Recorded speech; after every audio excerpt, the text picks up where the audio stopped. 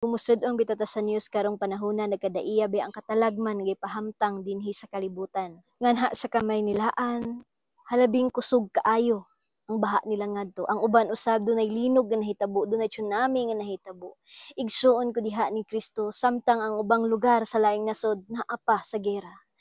Kining niya nga mga katalagman dili nato angay baliwalaon kay mao kini bugtong timaan nga duol na mobalik ang atong Ginoo.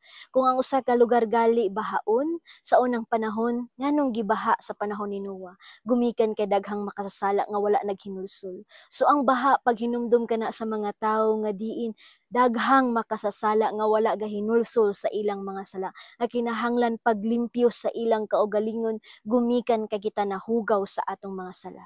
Apan ang tao wala na malandong sa katalagman nga midangat nga na kanila. Sama pananglitan kun dunay linog nga mahitabo sa usa ka lugar, buot pasabot timaan kana na basin ang lumulupyo ni anang lugara, mapahitas-on kinahanglan magpaubos aron kita ipataas sa Dios ug makasaka ngadto sa kalangitan. Kinahanglan igsuon mamalandong ta sa katalagman nga mudangat nato niining kalibutan kun say buot ipasabot sa Dios. Magtagad ta sa atong binuhatan ug sa atong kinaiya, atong mga sala, atong hinulsulan. Apan kining buhata, wala buhata sa Ginoo tungod lamang sa silot kundi paghinumdum sa atong mga tawo nga kita nakasala. Paghinumdum nga kanato nga kita mobalik unta sa giliran. Tungod kay iya tang gimahal ug gipangga.